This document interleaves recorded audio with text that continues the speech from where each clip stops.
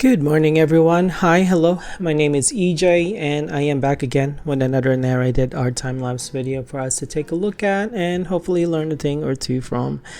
Today is going to be unique because I'm doing Blender again, sculpture, which if you have seen some of my videos in my channel, they're all predominantly 2D, but every now and then I do 3D. I love sculpting. Sculpting is so awesome. But slowly the past 2 years I've been slowly leveling up my 3D game in a way. I've been doing quite a lot of painterly works with my 3D, and this is one of my painterly experiments with 3D. So this is pretty unique project for me, and part of the reason why I wanted to do this narrated time lapse for this one, just because it's super exciting. So yeah. But before I delve too deep into my thought processes and my feelings and sentiments about this particular project, let's go ahead and real quick and talk about the actual process in itself. So basically we're starting out in Blender. Obviously that's my favorite 3D software of choice. I have a base mesh that I'm using that I'm slowly phasing out of my tool set. This base mesh is basically a female that's like split up in multiple body parts. I feel like it's easy for me to manipulate it if certain muscle groups or certain parts of the body are separated, like upper arm separated from the lower arm. It's a lot easier for me to sculpt that way and whatnot. So yeah, a lot of people start out with just one big ball, one big blob, and that's great and fun and all, and I've done that approach. But when I do that approach, I kind of get stuck in certain modes where I can't seem to get myself out of. In particular, the eye. The eye is such a painful thing for me to work with. So if I start out with just a ball, right, and I slowly start sculpting the face out, I could pretty much knock out every feature of that face except the eye. Somehow, once I start sculpting the eye, from that big blob of ball or whatnot, I get stuck. Like I just get stuck in a much longer time frame. Like I end up being way too OCD about sculpting it out. I don't know why. Like I'm just not too happy with sculpting the eye when it starts out from like a one big object. So that's probably part of the reason why I started splitting things up, you know. So in this context, like if you go back enough, you'll see that the parts of the eye is actually separated from the face. So like the eyeball is separate. It still is separate in this case, but even the upper eyelid and the lower eyelid was separate, right? Because I have issues with those particular areas, so I have them separated. The nose and upper lip area is still separated, as obviously as the ears. If you take a look at the video right now, eventually I'll merge them all over and they'll start looking like just one big piece of one big manifold object and whatnot, and all that good stuff. So but yeah, I separate them out. It's not a standard practice. A lot of people just start out with, you know, one big mesh and whatnot and just start sculpting out the details from there. I like to have them as separate as much as I can and then just slowly start merging them into my one manifold piece. So right now I do believe I'm trying to fix an issue, because sometimes, okay, so in this particular instance, I was having issue with the merging because there was something wrong with the mesh, so I had to fix it real quick. And if I'm not wrong, I think there was some manifold issue of some sort. I'm not quite sure. I don't remember what it was because it was such a long time ago, but I know I had to fix it. And most of the things that I do to fix like manifold issues is check to see if there's like any holes. Obviously plug all the holes, and then I need to make sure that the normals are all facing correctly, and then I make sure that there's no duplicate vertices. So like merging vertices that are near each other will definitely help. So I do all those quick fixes, and then as soon as I have those quick fixes, then typically the the Boolean merge will end up working. So yeah. But yeah, I basically just sculpt everything separately, and then slowly start merging them into one piece through Boolean operations. And as soon as I'm happy with like the simple pieces and whatnot, I move on. Or as soon as I'm happy with the manifold piece, like with the one big object, then I just move on to the next part that I need to merge over. So in this case, I'm doing little corrections in the head after I've merged the eyelids and end of a nose and the mouth. And then, yeah, I'm doing more corrections in our faces, and eventually I'll start working on the ear. Actually, I take it back. I skipped in the ear because I knew that was going to be covered by the hair, so I knew that I wasn't too worried about it. But yeah. So this is all pretty much just standard sculpting, just me kind of just, sculpting details out and whatnot. I love the neck. I don't know why I love sculpting the neck so much, but that is my favorite part to sculpt. I just love it. But yeah, I'm starting on the neck, and then eventually I'm gonna quickly sculpt out the rest of her upper body features. And then of course I'm gonna sculpt the hair out real quick, and then as soon as I'm done with the hair, the sculpt is pretty much done. And then I start slowly setting up myself for Vertex painting. So again, to clarify, this is not actually like your traditional texture painting where I retopologize the whole piece, UV unwrap it and all that great stuff, and then started my texture painting. This is all Vertex painting. That's what all I've been experimenting with for the past 2 years, except for the past year or the past half year. The past few months, I've slowly started getting back into retopology and UV unwrap and whatnot. So yeah, that's an exciting phase of my 3D journey, I guess. So I can't wait to slowly have stuff come out from that phase of my art learning and whatnot. So yeah, but anyways, what I'm gonna start talking about next is basically the Vertex painting. So after I'm done sculpting and whatnot, I basically remesh my piece to have enough polys on it. It's just so that I have quite a lot of polygons to work with. That's the only unfortunate thing about Vertex painting, is that you need to have a lot of polygons in order to have details on your texture painting. So I don't remember how many polys this particular mesh has, but I always try to aim around 1 million to 1,700,000, so like 1.7 million. So yeah, somewhere around that figure. So I'm not quite sure how many this particular piece was, but it's a pretty dense piece to work with, not gonna lie. There's a lot of polygons in this piece.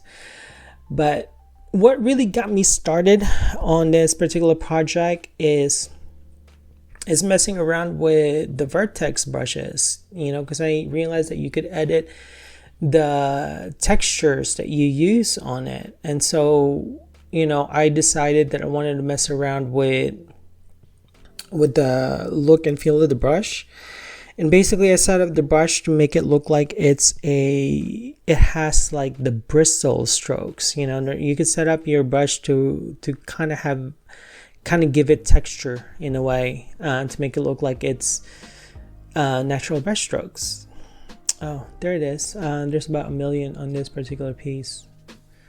Yeah, I really thought I went a lot higher on the number of polygons on it, but it just says 1 million. So yeah, I guess that answers my original question on how many polys this is. But yeah. Going back to the brush, I've always just used the standard brushes on Blender. I've never messed around with any of the settings.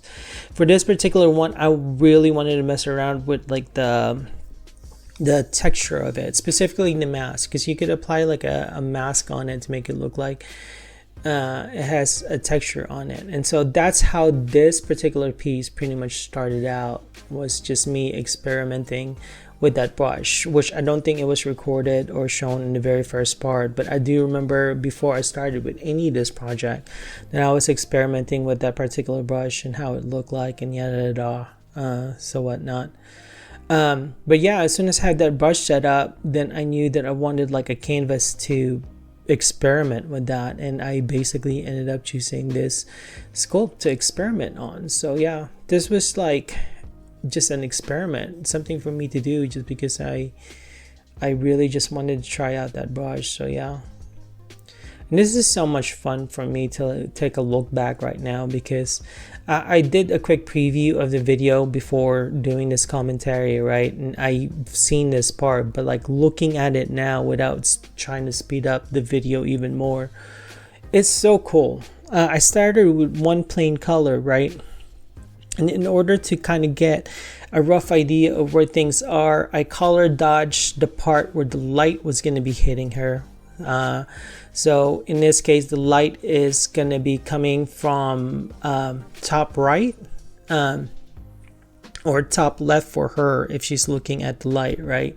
So basically the light source, main light source, is going to be coming from the area that she's kind of looking at. The light source is also filtered blue. That's the reason why, you know, she's cast in this blue. So it was really easy to start things out, because, you know, I just put the whole object in one color dodged the area where the light was going to be hitting her, and then kind of went into the areas where there was going to be shadows, and kind of just, you know, I couldn't remember if I did multiply or if I did an ambient occlusion render. At some point in time during this whole process, I know that I rendered out an ambient occlusion bake from this mesh so that I could combine it together with the diffuse map, right? Just so that I could get the shadows that I needed. I knew that I eventually ended up doing that for this particular project, but at the initial setup, I couldn't remember if I did that ambient occlusion at the initial setup, or if I did a multiply to get my shadows, or if I painted my shadows initially by, you know, going over the dark areas with a multiply mode on my brush. I couldn't quite remember because that time lapse just went by so quick. But anyways, as soon as I got like all my shadows and my light areas, and I kind of got a general idea of where things are, I slowly started my detailing process and kind of just refining things. You could see me kind of go over some of those details in the neck area, right? So yeah, kind of just defining those things. And just to be clear, I have a reference photo for this particular project. It was one of my inspirations, right, for the lighting on this piece. I can't show the photo, unfortunately, because it is copyrighted. And unfortunately, I found it on Pinterest, so I couldn't track who the author was. I'm really big on crediting, you know, photographers and artists. I try to give out as much credit as I can, but in this particular photo, I can't figure out who the source was, or who the artist photographer was that took the photo that inspired me to do this particular piece. Now, it is a reference photo. It's not an exact copy. It's not an exact study of that particular piece. You know, if you look at the photo only has a blue filtered light, if I believe. I think there might have been a bounce light, just to kind of give her, that person, like a halo effect, right? To kind of outline her shape and form. But if I'm not wrong, that halo effect does not have any kind of light to it, or any light filter to it.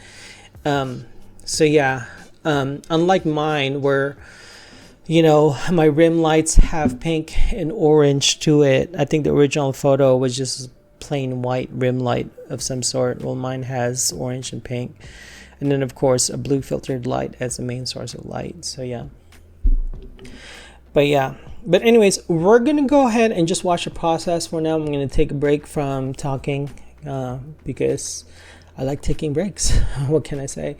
So we're going to take a break real quick just from talking, and you guys can just watch the process for now. This is just me pretty much just detailing, kind of refining where the shadows are, adding the highlights, kind of defining where things are. That's pretty much, my rinse repeat process for the detailing part in this one, just to be clear. But yeah, watch it for now. I'll come back in a little bit and talk to you some more about this project. All right.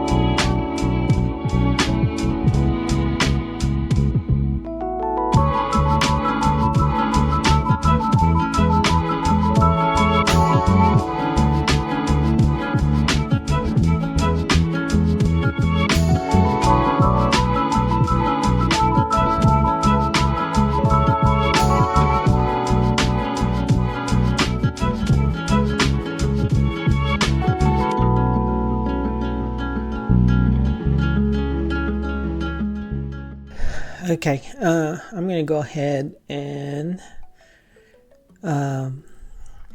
round up my conclusion and my thoughts about this particular piece. So yeah, man, I am so mesmerized looking at this time lapse.